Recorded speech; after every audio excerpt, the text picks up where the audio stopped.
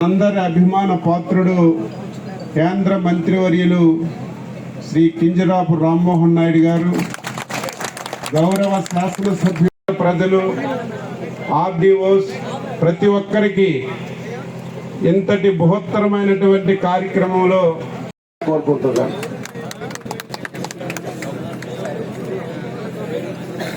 చేయడం జరిగింది. ఈవేళ ఆ కోచ్ కలిపి ఇక్కడ ఆగడం చాలా ఆనందదాయకం అని తెలియజేస్తూ, మరి తెలంగాణలోనే ప్రశాంత్ ఎక్స్ప్రెస్ కలిపి